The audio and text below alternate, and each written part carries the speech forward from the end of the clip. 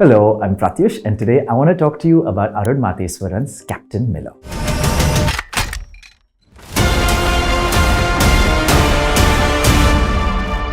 If mass cinema is the masculine, muscular flexing to pummel people to dust, the story as weak but essential ligaments, the woman as ornamental, the seduction being that of the audience, not the lover, Captain Miller offers a strange, sawtoothed and strong alternative.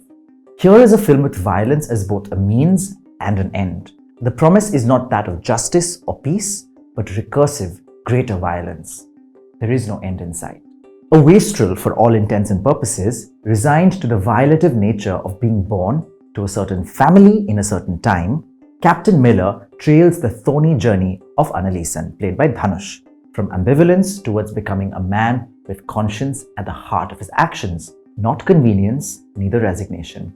There's a temple at the nerve center of his village, one that Annalisan and the villagers are not allowed entry into. We are in pre-independence India when the nationalist movement was running alongside the landed gentry becoming cozy with the British. There are two paths out of this quandary. Economically, by joining the army and fighting with the British and making money, and socially, by joining the revolutionaries ashing both the landed gentry and the British to cinder. At first, Annalisan chooses the former. When he argues with his brother, a freedom fighter, about his decision to join the army, he gives one of the most powerful explanations for it.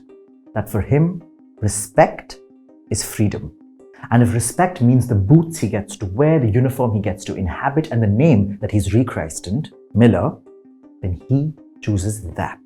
Respect as freedom is a radical rethinking of the very idea of liberation. Freedom is a strange demand we make on ourselves, at best an overused cliche, at worst a Sisyphean ask.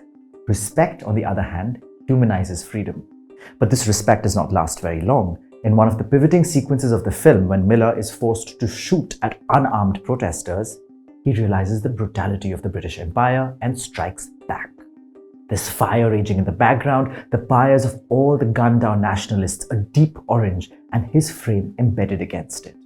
You don't see his facial expressions, only his slumped, defeated silhouette. He's about to shoot himself from guilt when he's stopped by someone with one of the most poignant lines delivered in the film. Pona uyir pattada, that the lives forsaken so far are not enough? The conflict at the heart of Captain Miller is now diffused. The shape of the villain keeps shifting, the landed royalty, the British, with the victims remaining the same, the residents of this local village. What are they fighting for? On the one hand, it's as basic a desire as temple entry. But there's also the larger cause of freedom which uneasily hangs over the film. The film's language is that of excess, limbic excess, with fire-flung, gun-strewn, gunpowder-laced sequences. Siddhartha Nooni's camera is shaking, quaking really. When it is still, the colors bleed. The texture on the doors, the saris, the temple sculptures. When blasts are detonated, in the corner of the frame you can see bodies arcing their way through the sky like confetti. It's almost poetic. But this excess begins to wear thin. As with the law of diminishing marginal utility, the value of life keeps plummeting with every bloodbath. When violence begins to feel like air, death feels like a mere forceful exhale. But given that it is death that causes a change of heart in Miller, and that it is death that keeps the violence at boil, the film loses its momentum lost at sea among the various incarnations of villainy. It's only in the course of these action sequences that the film rises to its promise, that of Dhanush, the actor, the star. Dhanush's eyes have an aching deadness that he has deployed in films like Vada Chennai, Asuran and Karnan. When he is drunk and the eyeballs pivot up till his eyes become a milky nothingness, there's both despair and disrepair.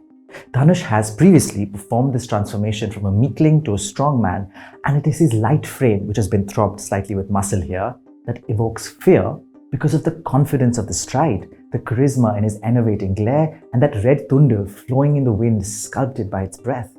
To be in the presence of Dhanush on screen is to be in the presence of stardom itself. The eyes cannot rest on anyone but him. Logic falls at his feet, bent beyond recognition. Then, to completely leech love from his story, to give him only rage, and a rage that is largely unrelated to love, is the film's decision to frame womanhood as uninterested in masculinity. There are women here wielding guns, their saris tucked so that they can ride bikes with ease, women who do not need an excuse to take space in the narrative. They are angry too, and that is that. The division of the film into chapters, a staple with director Arun Matheswaran, however, begins to feel like a forced reshaping of the film, making the length feel heavier as the enemies keep getting larger and larger till the very point of villainy waters down. In Matheswaran's previous film, Sani Kaidam, there's an image that has stayed with me through the years, of blood dissolving into chili powder, making you wonder which is more red. There is a face that's mutilated, bleeding, smacked by a glass bottle, and then doused with chili.